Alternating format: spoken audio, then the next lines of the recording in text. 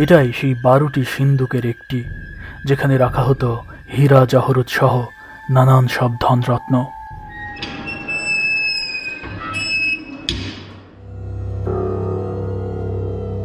এই পথ সোজা চলে গেছে মাটির নিচে গোপন সুড়ঙ্গের অন্দরে। আমি এই সুড়ঙ্গের শেষ দেখতে চাই। এই পথ দিয়েই ফাঁসির আসামি কিংবা ভয়ঙ্কর অপরাধীদের নিয়ে যাওয়া হতো গারদখানায়। হ্যাঁ দর্শক, আজ আপনি এমন এক দুর্গ দেখতে চলেছেন যেটি শুধু দুর্গ নয়, যেন বিলাসী জীবনের জীবন্ত এক সাক্ষী, যার পরতে পরতে লুকিয়ে আছে হারিয়ে যাওয়া রাজকীয় এক বিলাসী জীবনের গল্প, যেই বিলাসিতা হার মানাবে মুঘল সম্রাটদেরও। হ্যাঁ দর্শক, বেঙ্গল ডিসকভারির পর্দায় আজ আপনি দেখতে চলেছেন মুঘল সাম্রাজ্যের তৃতীয় শাসক আকবর দ্য গ্রেট খ্যাত জালালউদ্দিন মোহাম্মদ আকবরের হীরা স্বর্ণ আর জহরতে মোড়ানো রাজকীয় শ্বশুরবাড়ি, যেখানে এলে আপনি খুব সহজেই এখানকার রাজা রানীদের যাপিত জীবন সম্পর্কে যেমন ধারণা পাবেন, তেমনি এখানে এমন কিছু দেখতে পাবেন যা আপনি হয়তো কোনোদিন কল্পনাও করেননি। হ্যাঁ দর্শক, আজ আমি যাচ্ছি সম্রাট আকবরের হিন্দু স্ত্রী সম্রাট জাহাঙ্গীরের মা যোধাবাইয়ের বাপের বাড়িতে, যার অবস্থান ভারতের রাজস্থান রাজ্যের আম্বার ফোর্টে। দেখাবো সম্রাট আকবরের শ্বশুর বাড়ির ভেতর বাহির কোথায় কি আছে সব কিছু।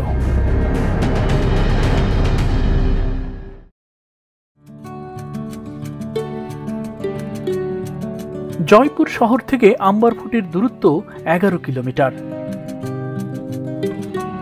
পাহাড়ে ঘেরা এই রাস্তা ধরে আপনি যখন সামনে এগিয়ে যাবেন, তখন এই রাস্তার ধারে ফুটে থাকা ফুলগুলোর সৌরভ আপনার হৃদয় স্পর্শ করবে, হারিয়ে যেতে ইচ্ছে করবে মুগ্ধতায়।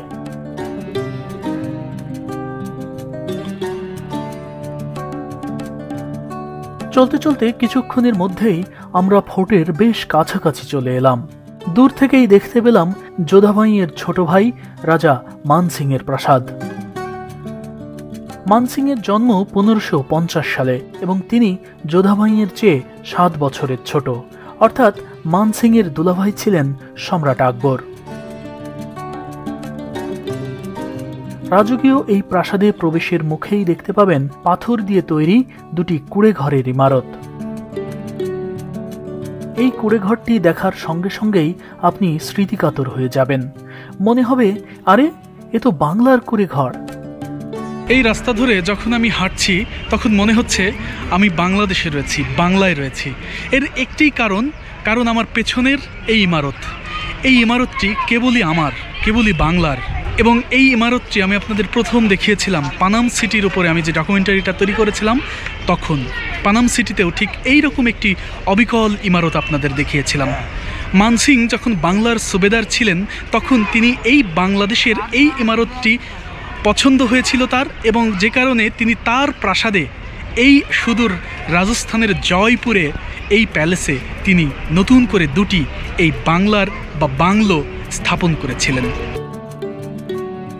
শুধু এখানেই নয়, এরপর থেকে জয়পুরের নানা স্থাপনায় এই বাংলো ঘর দেখা যায়। কুঁড়েঘর মডেলের এই বাংলোতে মানসিং মূলত বৃষ্টিবিলাস করতেন। যোধাবাইয়ের গর্ভে যখন শাহজাদা সেলিমের জন্ম হয়, তখন মানসিং ভাগ্নে সেলিমকে স্বর্ণে মোড়ানো একটি বাথটাব উপহার দিয়েছিলেন, যেই বাথটাবটি আজও আছে আগ্রা ফোর্টের জাহাঙ্গীর মহলের সামনে, যা আনারকলিকে নিয়ে তৈরি করা ভিডিওতে আমি আপনাদের দেখিয়েছি। শাহজাদা সেলিমের পুত্র ছিলেন শাহজাদা খুররাম, অর্থাৎ সম্রাট শাহজাহান। সেই হিসেবে সেলিমের মামা মানসিং সম্রাট শাহজাহানের নানা। মুঘল সম্রাটদের মধ্যে সম্রাট শাহজাহানই সর্বপ্রথম বৃষ্টিবিলাস শুরু করেন। দিল্লির লালকেল্লার ভেতরে সম্রাট শাহজাহান শাওন এবং ভাদান নামের যে দুটি ইমারত তৈরি করেছিলেন তা মূলত বৃষ্টিবিলাসের জন্যই, যা আমি লালকেল্লার অদেখা অধ্যায় শিরোনামে প্রকাশিত ভিডিওতে আপনাদের দেখিয়েছি, নিশ্চয়ই মনে আছে। অথচ সম্রাট শাহজাহানের জন্মের আগে থেকেই বৃষ্টিবিলাস করতেন তার নানা মানসিং। আমার ধারণা এই মানসিং এর কাছ থেকেই হয়তো শাহজাহান বৃষ্টিবিলাসের ধারণা পেয়েছিলেন।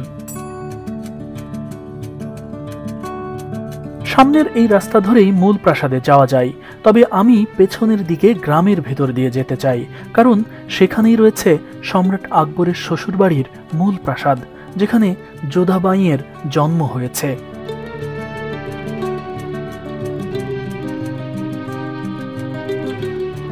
চলতে চলতে শুরুতেই চোখে পড়ল একটি প্রাচীন বাউলি, যেখানে বৃষ্টির পানি ধরে রাখা হতো।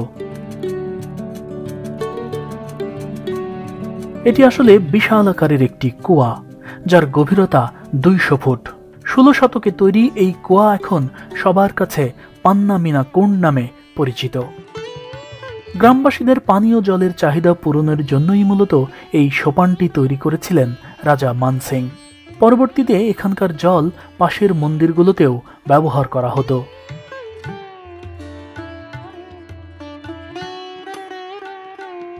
কিছুটা সামনে এগিয়ে যেতেই দেখতে পাবেন এখানকার প্রাচীন বেশ কয়েকটি মন্দির। হাজার বছরের পুরনো এসব মন্দিরের দেয়াল জুড়ে পাথর কেটে কেটে এমনভাবে মূর্তিগুলো তৈরি করা হয়েছে যে কারুকার্যময় এসব মূর্তির নান্দনিকতা যে কাউকে মুগ্ধ করবেই।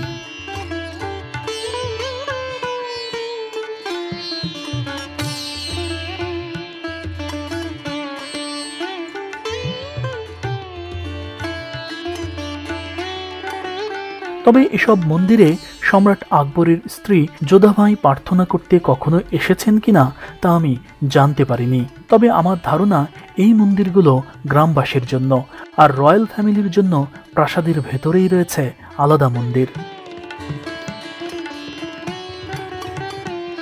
এখানকার মূল প্রাসাদ পাহাড়ের উপরে। পাথরের এই উঁচু উঁচু সিঁড়ি ওপরে ওঠার একমাত্র পথ। ওই সময় এই পথ দিয়েই প্রজারা প্রাসাদে প্রবেশ করতেন, আর রয়্যাল ফ্যামিলির সদস্যরা প্রবেশ করতেন সামনের আলাদা একটি রাস্তা দিয়ে। তবে সব কিছু ছাপিয়ে আপনি যখন প্রাসাদের মূল অংশে প্রবেশ করবেন, তখন এখানকার খোলা প্রান্তর আপনাকে মুগ্ধ করবে। খোলা এই প্রাঙ্গণটির কিতাবি নাম জালেবি চক। এই জায়গাটিতে ওই সময় মূলত এখানকার সৈন্যরা একত্রিত হতো। এই জালেবি চকের একপাশে রয়েছে এই অসাধারণ এক আকর্ষণীয় সিঁড়িযুক্ত সুউচ্চ গেট, যা সোজা চলে গেছে মূল প্রাসাদের দিকে। এই ফটকের ডান পাশেই রয়েছে শিলাদেবী মন্দির, যেখানে রয়্যাল ফ্যামিলির সদস্যরা পূজা করতেন। তবে এখন মন্দিরের ভেতরে যাওয়ার অনুমতি নেই কারো। মানসিং যখন বাংলার সুবেদার ছিলেন, তখন তিনি মুঘল সাম্রাজ্যের পরিধি আরও বাড়ানোর জন্য বেশ কয়েকটি যুদ্ধ করেছিলেন। ওই সময় বাংলাদেশের যশোরের মহারাজা প্রতাপ আদিত্যকে পরাজিত করে মানসিং শিলাদেবীর একটি বিখ্যাত মূর্তি যশোর থেকে এখানে নিয়ে এসেছিলেন, যা এই প্রাসাদের মন্দিরে আজও আছে। কিন্তু সেই মন্দিরে নবরাত্রি ছাড়া কাউকে প্রবেশ করতে দেওয়া হয় না।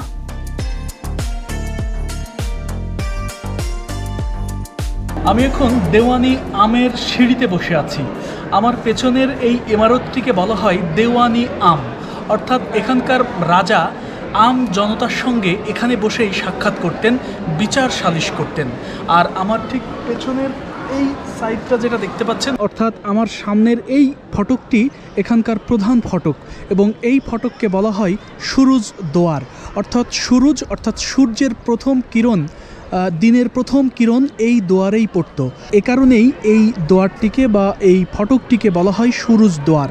এই দোয়ার দিয়ে এখানকার রাজা তিনি প্রবেশ করতেন, রাজ পরিবারের সদস্যরা প্রবেশ করতেন হাতির পিঠে চড়ে।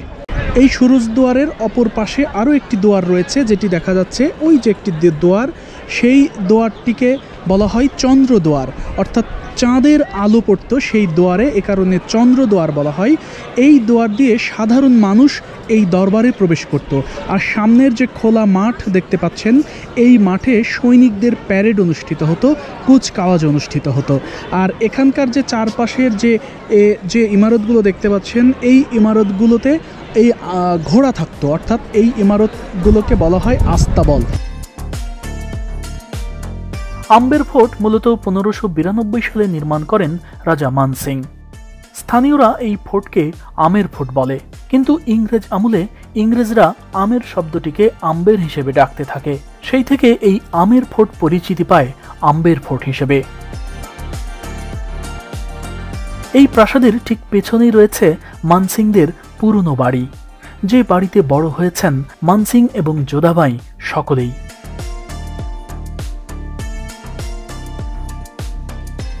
পর্দায় এখন যে প্রাসাদগুলো দেখতে পাচ্ছেন এটাই যোধাবাইয়ের বাপের বাড়ি। এই বাড়িতেই সম্রাট আকবর যোধাবাইকে বিয়ে করতে বর সেজে এসেছিলেন। এই প্রাসাদগুলোতেই ছিল রাজস্থানী রাজবংশ রাজপুতদের আবাসস্থল। 1592 সালে যখন মানসিং এই বাড়ির পাশে এই রাজকীয় প্রাসাদ তৈরি করেন, তখন পুরনো ওই বাড়ি থেকে সবাই এই নতুন বাড়িতে চলে আসেন। সেই থেকে আজ অবধি পুরনো এই প্রাসাদগুলো পরিত্যক্ত হয়ে পড়ে আছে। সেখানে এখন দর্শনার্থী প্রবেশেরও অনুমতি নেই।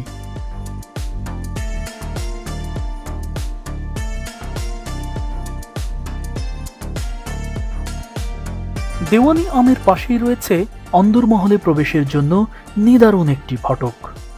এত সুন্দর কারুকার্যময় ফটক আমি মুঘলদের কোনো প্রাসাদেও দেখিনি। দিল্লির লালকেল্লা কিংবা আগ্রা ফোর্ট, কোথাও এমন কুশলতায় ভরপুর ফটক আমার চোখে পড়েনি। এই অসাধারণ গেটের নাম গণেশ গেট, যার ওপরে রয়েছে সোহাগ মন্দির।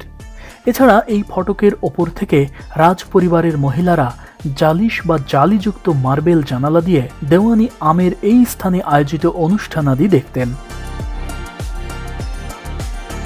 মূলত এই খোলা প্রাঙ্গণে নবরাত্রিতে বিশেষ অনুষ্ঠান আয়োজন করা হতো, যেখানে রাজা মানসিং এর সময় থেকে 1980 সাল পর্যন্ত এখানকার রাজ পরিবার মহিষ বলি দিত। তবে এখন সরকারি আদেশে মহিষ বলি দেওয়ার প্রচলন বন্ধ হয়ে গেছে। দেওয়ানি আমের পাশেই রয়েছে সেই আমলের একটি অতিথিশালা। এখানে 27 রাজ্যের রাজারা কেন্দ্রীয় রাজাকে খাজনা দিতে আসতো এবং খাজনা দিতে এসে এই জায়গাতেই 27 রাজ্যের রাজারা বসতো। অর্থাৎ এই জায়গাটি রাজাদের ওয়েটিং রুম, রাজাদের কাচারি রুম বা এই ধরনের কোনো একটি বিষয় আপনারা মনে করে নিতে পারেন। আর এর পাশেই রয়েছে রাজার যে গার্ডেন, সেই গার্ডেন, এবং সেখান থেকে খোলা বাতাস, অর্থাৎ এই পুরোটা ফাঁকা, তো এই পাশ থেকে অসম্ভব সুন্দর বাতাস আসছে, যা তখনকার এই ওয়েটিং রুমে যারা ওয়েট করতেন কিংবা খাজনা দিতে যে রাজারা আসতেন তাদের মনে প্রশান্তি যোগাত। রাজাদের এই রাজকীয় ওয়েটিং রুম থেকে গণেশ গেট দিয়ে মহলের অন্দরে প্রবেশ করলেই দেখতে পাবেন রানীদের বাগিচা।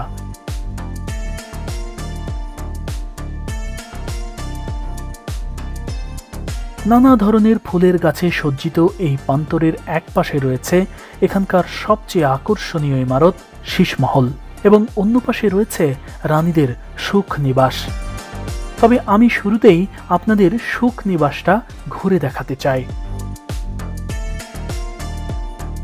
এই কক্ষটি সুখ নিবাসের অন্দর, অর্থাৎ এটি মূলত প্রধান রানীর অবকাশ যাপনের জায়গা। বিলাসবহুল এই প্রাসাদটির প্রতিটি দেয়ালে আজও আছে আভিজাত্যের ছাপ। রাজস্থানের প্রচণ্ড তাপমাত্রায় রানীর যেন কোনো কষ্ট না হয়, সেজন্য এখানে বিশেষভাবে জলের প্রবাহ দিয়ে রুমের তাপমাত্রা নিয়ন্ত্রণ করা হতো। এখন যে রুমটি দেখতে পাচ্ছেন এটি মূলত সামারের সময়, গরমের সময় রানীরা ব্যবহার করত, এবং সে সময় তো আসলে এসি ছিল না, তো যে কারণে ঘরকে কিভাবে ঠান্ডা করা হতো এবং রানীরা কিভাবে কতটা আয়ুষী জীবন পার করতো, এই রুমটিতে আসলে আপনারা বুঝতে পারবেন। ওই যে দেখেন যে একটা ওপর থেকে ঝর্ণার পানি ওই পাশ দিয়ে আসতো, স্লপিংভাবে ওপর থেকে ঝর্ণার পানিগুলো আসতো, এবং এই যে ড্রেন দেখতে পাচ্ছেন এখন কাঁচ দিয়ে ঘিরে দেওয়া হয়েছে, এটা আসলে ড্রেন, এবং তখন রানীরা সেই ঠান্ডা পানিতে পা চুবিয়ে রাখত এবং সেই পানিতে চন্দন মেশানো থাকতো, সুবাস মেশানো থাকতো, আর সেই সুবাসে এই ঘর যেমন পুরোটা সুবাসিত হতো, একইভাবে অপ্রয়োজনীয় পানি বা সেই ব্যবহৃত পানি এই ড্রেন দিয়ে চলে যেত এই গার্ডেনে।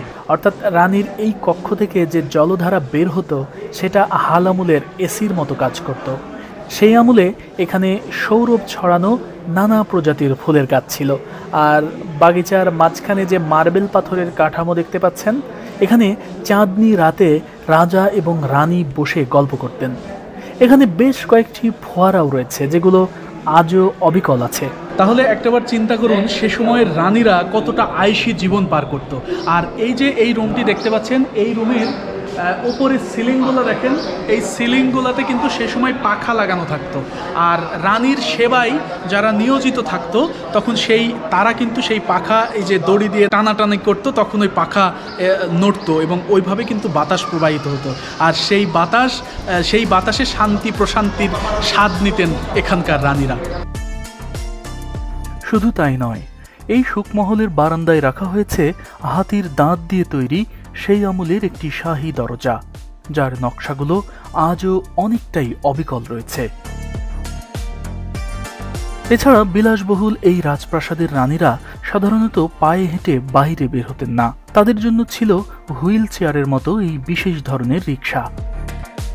রানীরা যাতে রিক্সায় সব জায়গায় চলাফেরা করতে পারে, সেজন্য এই সুখনিবাস থেকে শুরু করে রানীর বেডরুম পর্যন্ত ছিল হাসপাতালের মতো এই সিঁড়িবিহীন রাস্তা।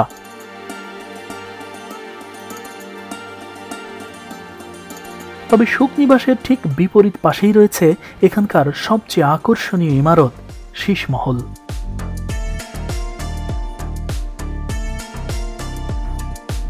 এই শীষমহল যে কত সুন্দর, কতটা নান্দনিক, কতটা মনোমুগ্ধকর নকশায় মোড়ানো, তা নিজে চোখে না দেখলে বিশ্বাসই হবে না অনেকের। কাঁচ দিয়ে মোড়ানো এই প্রাসাদটি মূলত রাজার অবকাশ যাপনের জায়গা। সহজ করে বলতে হয় এটি রাজার খাস মহল, যেখানে রাজা তার বিশেষ ব্যক্তির সঙ্গে সাক্ষাৎ করতেন। এই খাসমহলটির প্রতিটি দেয়ালে ছিল খাঁটি স্বর্ণ দিয়ে তৈরি নানান ধরনের নকশা। আজও এখানকার দেয়াল জুড়ে বিভিন্ন স্থানে দেখা যায় 24 ক্যারেটের অরিজিনাল স্বর্ণের তৈরি নানান সব ডিজাইন। কিন্তু সময়ের ব্যবধানে আজ এখানে স্বর্ণের কিছু ছিটেফোঁটা অংশই রয়েছে, বাকি সবই ইংরেজরা চুরি করে ব্রিটেনে নিয়ে গেছে। মূলত তৃতীয় অ্যাংলো মারাঠা যুদ্ধের পর 1818 সালে এই রাজস্থান ইস্ট ইন্ডিয়া কোম্পানির অধীনে চলে আসে। তখন থেকেই ধীরে ধীরে এখানকার সম্পদ সরিয়ে ফেলতে থাকে ইংরেজরা, যদিও ইংরেজদের সাথে রাজপুতরা একটি সমঝোতা করেছিল। 2013 সাল পর্যন্ত শীষমহলের ভেতরে দর্শনার্থীদের প্রবেশ করতে দেওয়া হতো, কিন্তু সেখানে প্রবেশ করে কিছু কিছু দর্শনার্থী এর দেয়ালে থাকা স্বর্ণগুলো খুঁটরে খুঁটরে খুলে নেওয়ার চেষ্টা করে। কেউ কেউ দেয়ালে লেখালেখিও করতেন। সে কারণে এখন আর কাউকে রুমের ভেতরে প্রবেশ করতে দেওয়া হয় না। শীষমহলের ভেতরের দুই পাশে দুটি কক্ষ রয়েছে। স্থানীয় গাইড আমাকে জানিয়েছেন দুই পাশের কক্ষ বরাদ্দ ছিল রানীর জন্য, আর মাঝখানের কক্ষটি ছিল রাজার। শীতকালে যখন শীষমহলের জানালা দিয়ে সূর্যের আলো কক্ষের ভেতরে পড়ত, তখন এর দেয়াল জুড়ে কাঁচ থাকার কারণে সেই আলো প্রতিফলিত হয়ে ছড়িয়ে পড়ত পুরো প্রাসাদে, ফলে শীতকালে এই রুমটি গরমে গমগম করত। এই শীষমহলটি বা দেওয়ানি খাসটি সম্রাট শাহজাহানের দেওয়ানি খাসের মতো না, তার চেয়েও অনেক সুন্দর, দৃষ্টিনন্দন। এবং এর দেয়ালে যে কাঁচগুলো লাগানো হয়েছে সেগুলো সবই বেলজিয়াম থেকে আমদানি করে, এবং এখানে মাত্র একটি বাতি জ্বালালেই পুরো খাসমহল একেবারে ঝকমক ঝকমক করে ওঠে। এ কারণে এই দেওয়ানি খাসটি সম্রাট শাহজাহানের দেওয়ানি খাসের চেয়ে কিংবা মুঘল সম্রাটের দেওয়ানি খাসের চেয়েও অনেক সুন্দর এবং খুবই ভালো। শীষমহলের এমন ঝকমকে নকশা আমার হৃদয়ের মণিকুঠায় সত্যি সত্যি যেন আলো ফুটিয়েছে। একটি প্রাসাদের অন্দর কতটা সুন্দর করা যায় তার সবটুকু রয়েছে 400 বছর আগে তৈরি এই প্রাসাদের অন্দরে। শীষমহলে যখন রাজা রানী দুজনই উপস্থিত থাকতেন, তখন পুরো মহল পর্দা দিয়ে ঢেকে দেওয়া হতো। পর্দা টাঙানোর সেই জায়গাগুলো আজও অবিকল রয়েছে। শীষমহলের ওপরে যে বাংলোর অবকাঠামো তৈরি করা হয়েছে সেটা মূলত একটি জাস মন্দির।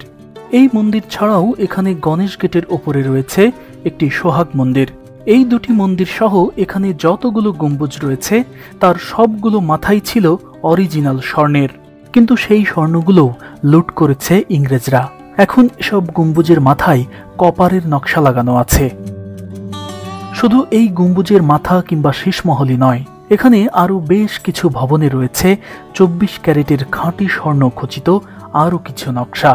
কিছু কিছু জায়গায় আজও দেখা যায় স্বর্ণের তৈরি সেই আদি নকশা। দর্শক মণ্ডলী, এটি গণেশ গেটের ভেতরের দৃশ্য। এই গেট দিয়ে ভেতরে প্রবেশ করে ওপরের দিকে তাকালেই দেখতে পাবেন স্বর্ণখচিত এই অসাধারণ নকশাটি। এই নকশার ওপর এখনও যদি আপনি লাইট ধরেন তাহলে আজও দেখতে পাবেন যে নকশাটি চকচক করছে। এগুলো আসলে খাঁটি 24 ক্যারেটের স্বর্ণ এবং এই ধরনের নকশা এই প্রাসাদ জুড়ে বহু ভবনে রয়েছে। এছাড়া এখানকার মার্বেল পাথরে খোদাই করে যে নকশা ফুটিয়ে তোলা হয়েছে তা সাদা চোখে দেখলে শুধু একটি নকশাই মনে হবে, কিন্তু এই নকশার ভেতরে রয়েছে পিপিলিকা, হাতির কান, নাগনাগিনীর ফণি এবং হাতির সুঁড়, রয়েছে নানান লতাপাতার প্রতিচ্ছবি। সাদা মার্বেল পাথরের ব্যবহার মুঘলদের বহু আগেই শুরু করেছিলেন এখানকার রাজপুত রাজারা। শুধু মার্বেল পাথরই নয়, প্রতিটি ঘরের দেয়াল জুড়ে যে নানা ধরনের নকশা রয়েছে এগুলোর সৌন্দর্য মুঘলদের ইমারতের চেয়েও হাজার গুণ সুন্দর।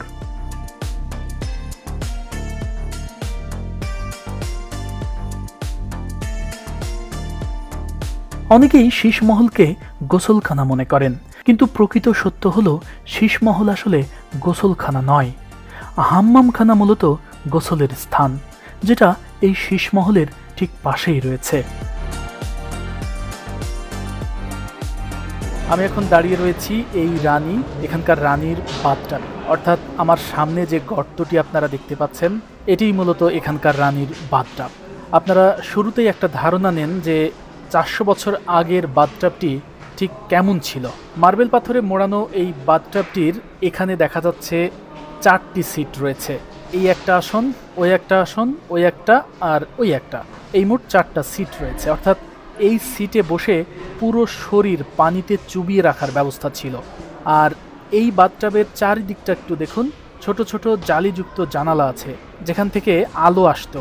আর এখানে যে জল আসতো তা ছিল সৌরভ মেশানো গোলাপ জল, এবং এখানে ঠান্ডা এবং গরম জল উভয়ই ব্যবহারের সুযোগ ছিল। অর্থাৎ আমি আপনাদের দেখাচ্ছি, এই যে বাথটাবটি আপনারা দেখতে পাচ্ছেন, এই বাথটাবের ঠিক পাশের রুমটির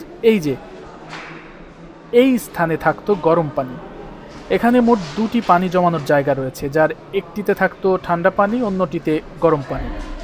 এই যে পাশের এই স্থানে থাকতো ঠান্ডা পানি আর ওটাই থাকতো গরম পানি। আর গরম পানির ওই ট্যাঙ্কি থেকে এই যে দেখুন এখানে একটি ছিদ্র রয়েছে, অর্থাৎ সেখানকার জল মেঝের নিচ দিয়ে সোজা চলে যেত সেই বাথটাবে। এই যে দেখুন এখানে 2টি ছিদ্র রয়েছে, যার একটিতে গরম জল আর অন্যটি দিয়ে ঠান্ডা জল আসতো। আর একেবারে তলায় রয়েছে আরও একটি ছিদ্র, যেটি দিয়ে এখানকার পানি বাইরে বের হয়ে যেত। আর আপনারা দেখতে পাচ্ছেন এই যে এইগুলো তাকগুলো, এখানে রানীর যে চন্দন বা গোসলের যে সামগ্রী, চন্দন, তারপরে সুবাস মিশ্রিত সাবান আমরা যেমন রাখি, শ্যাম্পু রাখি, সেই জায়গাগুলো মূলত এইটা। আর রানী এখানে গোসল শেষ করার পরে এই রুমে এসে এই যে এই রুমটাতে তিনি কাপড় চেঞ্জ করতেন। এই রুমে কাপড় চেঞ্জ করতেন, এটা কাপড় চেঞ্জ করার রুম। এবং কাপড় চেঞ্জ করার পরে তিনি তার এই গোসল রুমের পাশেই এই যে একটা চমৎকার জানালা দেখতে পাচ্ছেন, এই জানালার এই ধারে বসে তিনি চুল শুকাতেন। এবং এখানে প্রচণ্ড বাতাস, এবং এখনও যে পরিমাণে বাতাস আসছে, আপনারা যদি কখনো কেউ এই প্যালেসে আসেন এবং এই জায়গাটিতে আসেন তাহলে বুঝতে পারবেন যে এই জায়গাটা কতটা প্রশান্তি যোগায়। এছাড়া এই বাথটাবের পাশেই রয়েছে বিশেষ একটি ওয়াশরুম, যেটা শুধুমাত্র রাজা এবং রানী ব্যবহার করতেন। আর এই গোসলখানা সহ এখানকার প্রতিটি প্রাসাদের দেয়াল অরিজিনাল হীরা দিয়ে বিশেষভাবে পালিশ করা, যে কারণে এখানে আলো জ্বালালে সেই আলো দেয়ালে পড়ে প্রতিফলিত হয় এবং দেয়াল চকচক করে। খেয়াল করে দেখুন 400 বছরের পুরনো এই দেয়ালগুলো আজও চকচক করছে।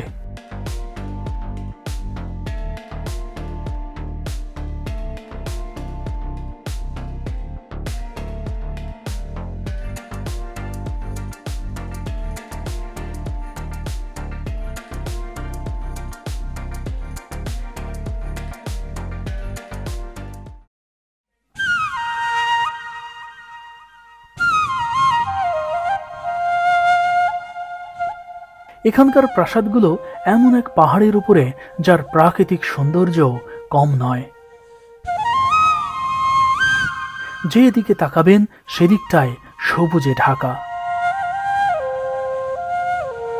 বিশাল এই বিলাসবহুল প্রাসাদের নিরাপত্তার জন্য সম্রাট আকবরের শ্বশুরবাড়ির কর্তারা প্রাসাদের চারপাশের পাহাড়ের ওপর পর্যন্ত নির্মাণ করেছিলেন প্রাচীর, যা আজও আছে।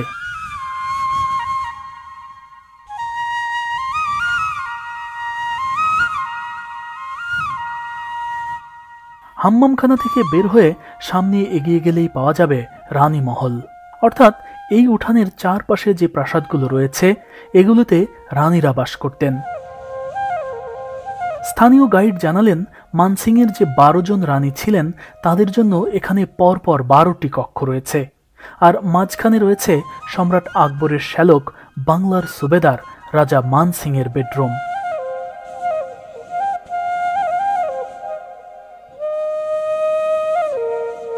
পর্দায় এখন যে করিডর দেখতে পাচ্ছেন এটাই সেই ঐতিহাসিক সিক্রেট করিডর।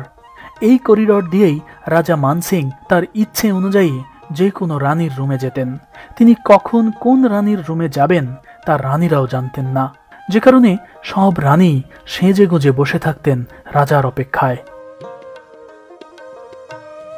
পর্দায় এখন যে কক্ষটির অন্দর দেখতে পাচ্ছেন এটি মানসিংয়ের কোনো এক রানীর কক্ষ, যার একটি রুম তালাবদ্ধ হলেও অন্য 2টি রুম খোলা রয়েছে। রানীদের কক্ষের পেছনের সাইডে আলাদাভাবে রয়েছে ওয়াশরুম এবং গোসলখানা। আপনাদের মনে নিশ্চয়ই প্রশ্ন উঠছে যে এই যে গোসলখানা বলেন বা টয়লেটের কাজে ব্যবহার করা বলেন কিংবা দৈনন্দিন জীবনে ব্যবহারের জন্য যে পানি প্রয়োজন হতো, এই পানি নিচ থেকে কিভাবে ওপরে ওঠানো হতো, এই নিচ থেকে কিভাবে ওপরে ওঠানো হতো সেই জায়গাটি মূলত এটি। আমার ডান পাশে আপনাদের আমি একটু দেখাতে চাই। এই যে দেখুন, এটি একটি বিশাল চাকা এবং তার সঙ্গে মোটা দড়ি বাঁধা আছে, মোটা দড়ি, এবং এই প্রত্যেকটা দড়ির সঙ্গেই ছোট ছোট কলস বাঁধা থাকতো। এই দড়ির সঙ্গে কলস বাঁধা থাকতো এবং এইটা এই মেশিনের হ্যান্ডেলের মতো করে ঘোরানো হতো, এই চাকাটা এভাবে ঘোরানো হতো। যখন ঘোরানো হতো তখন এই কলসগুলো এর সঙ্গে ঘুরতো। অর্থাৎ এখনও আমি যদি নিচের দিকে দেখাই, একেবারে সর্বনিম্নে দেখতে পাচ্ছেন এই যে এই ধারটা কিন্তু পুরোটাই আপনার কলস বাঁধা আছে। সেই কলসগুলা মূলত ওই চাকার সঙ্গে উপরে উঠে আসতো এবং তখন সেই কলসের পানি ব্যবহার করা হতো। মহলের রানীরা প্রতিদিন সকালে এই কুয়ার জলে স্নান করে তুলসী পূজা করতেন। রানী মহলের সামনে আজও রয়েছে সেই তুলসী গাছ।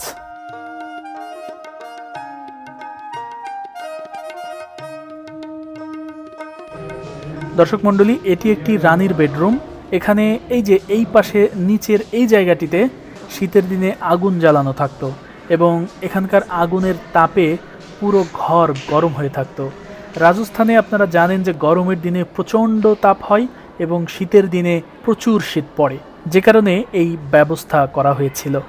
আর এখানে দেয়ালের বিভিন্ন স্থানে কাঠের যে পাল্লাগুলো দেখতে পাচ্ছেন এগুলো রানী আলমারি হিসেবে ব্যবহার করতেন এবং এই একই ডিজাইনের বেডরুম এখানে 12 জন রানীর জন্য 12টি রয়েছে।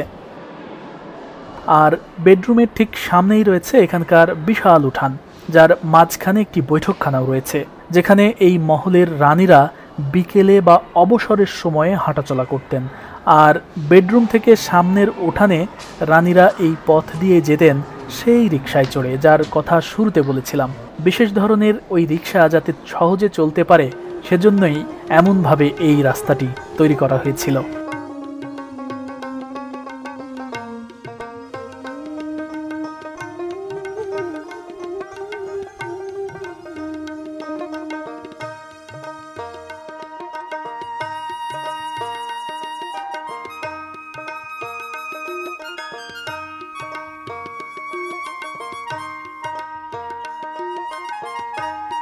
এটা হচ্ছে রাজ পরিবারের উঠান এবং এই উঠানের পাশে মাঝখানে যে কক্ষটি দেখতে পাচ্ছেন, এখানে বসে রানী গল্প করতেন তার সঙ্গী সাথীদের নিয়ে।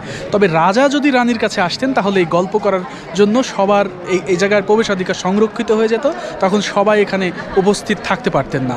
আর রানীর আশেপাশে যে প্রহরীগুলো ছিল তারা প্রত্যেকেই ছিল খোঁজা, অর্থাৎ তারা কিন্তু নারী বা পুরুষ নয়।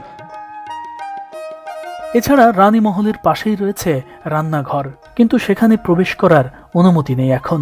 তবে এই প্রাসাদের রাজা রানীদের জন্য যে কড়াইয়ে রান্না করা হতো তা আজও এখানে রয়েছে। দর্শনার্থীদের দেখার জন্য বিশাল আকারের দুটি কড়াই রান্নাঘর থেকে বাইরে বের করে এখানে রাখা হয়েছে। এছাড়া এখানে রয়েছে একটি মিনা বাজার। আমি এখন দাঁড়িয়ে রয়েছি এই রাজপ্রাসাদের মিনা বাজারে, অর্থাৎ এই রাজপ্রাসাদে যে রানীগুলো থাকতেন 12টি রানী, সেই রানীদের যাতে বাহিরে কোনো প্রোডাক্ট কিনতে যেতে না হয় কিংবা তার প্রসাধনী কিনতে যেতে না হয়, সে কারণে এখানকার রাজা এই জায়গাটিতে একটি প্রসাধনী বাজার বসিয়েছিলেন, যেই বাজারটি মিনা বাজার নামে ইতিহাসে বিখ্যাত হয়ে আছে। এই আমার চারপাশে যে জায়গাগুলো দেখতে পাচ্ছেন এই পুরোটাই মিনা বাজার, অর্থাৎ সম্রাট শাহজাহান কিংবা সম্রাট আকবরের সময় মহলের নারীদের জন্য মুঘল আমলে যে মিনা বাজার প্রচলিত ছিল, সেই মিনা বাজার কিন্তু এই মুঘলদের সময়ের আগেও এই প্রচলিত ছিল এই ভারতীয় উপমহাদেশে, এবং যার জ্বলন্ত উদাহরণ এই মাটি, এই জায়গা, এই প্যালেস। আর এই মিনা বাজারের ওই পাশটায় একটি কলস রয়েছে পানি ঠান্ডা রাখার জন্য, সেই সময় এই কলসে পানি রাখা হতো। আর আপনারা সবাই জানেন যে মাটির কলসে এমনিতেই পানি রাখলে সেই পানি কিন্তু বেশি ঠান্ডা হয়, প্রশান্তি যোগায়। তো তখন তো ফ্রিজ ছিল না, তো যে কারণে এভাবেই তখন ঠান্ডা পানির ব্যবস্থা করা হতো এবং রানীরা সেই পানি খেতেন, রাজারা সেই পানি খেতেন।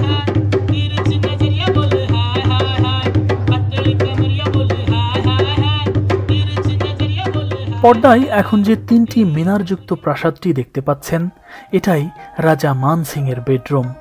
তবে এই বিলাসবহুল প্রাসাদে রাজা মান সিং তার রানীদের জন্য রিকশার ব্যবস্থা রাখলেও নিজে যেতেন পায়ে হেঁটে। এই যে সিঁড়ি দেখতে পাচ্ছেন, এটাই রাজা মান সিং এর বেডরুমে যাওয়ার সিঁড়ি।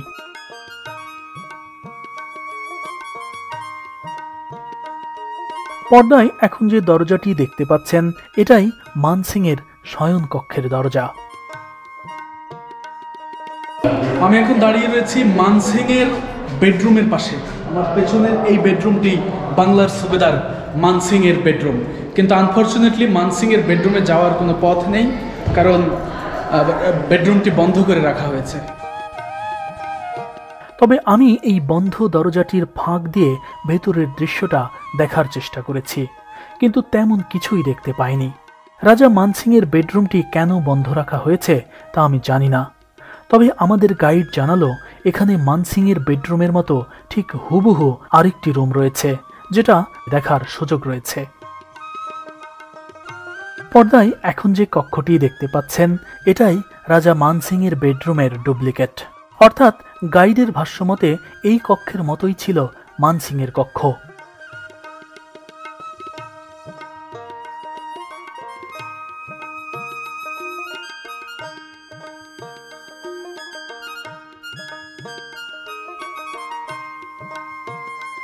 রাজা মান সিং তার বেডরুমের পাশেই নিচতলার এই জায়গাটি বরাদ্দ রেখেছিলেন তার হেকিম, প্রশাসনিক কর্মকর্তা এবং প্রধান সেনাপতির জন্য, যার এক পাশ দিয়ে বাহিরে বের হয়ে যাওয়ার রাস্তা রয়েছে, আর মাটির নিচে রয়েছে গোপন সুড়ঙ্গ। হ্যাঁ দর্শক, এখন আমি আপনাদের নিয়ে যাচ্ছি মাটির নিচে সেই গোপন সুড়ঙ্গের মধ্যে, যেই সুড়ঙ্গ দেখার পর সুড়ঙ্গ সম্পর্কে আপনাদের ধারণাই বদলে যাবে। সুড়ঙ্গে যাওয়ার পথে দরজার ঠিক সামনেই দেখতে পাবেন একটি সেই আমলের সিন্দুক। 400 বছরের পুরনো এই সিন্দুকটি ব্যবহার করতেন মান সিং এর কোনো এক রানী। এই প্রাসাদে 12 জন রানীর জন্য এমন 12টি সিন্দুক ছিল। তবে একটি সিন্দুক এখানে দর্শনার্থীদের জন্য রেখে 11টি নিয়ে যাওয়া হয়েছে সিটি প্যালেসের অন্দরে, যেখানে মান সিং এর বংশধররা এখনো বসবাস করেন। বেঙ্গল ডিসকভারির পর্দায় সেই সিটি প্যালেস সহ একের পর এক সব কিছু দেখতে পাবেন। আর এজন্য আমাদের এই চ্যানেলটি এখনই সাবস্ক্রাইব করে ফেলুন। একটু আগে যে বিশাল আকারের কড়াই দেখালাম, এই কড়াইয়ের পাশে ছোট্ট একটি গেট রয়েছে। দূর থেকে দেখলে মনে হবে এটি কোনো জেলখানার দরজা, আর এই দরজা দিয়ে প্রবেশ করলেই আপনাকে সোজা নিয়ে যাবে মাটির তলায় গোপন সুড়ঙ্গে।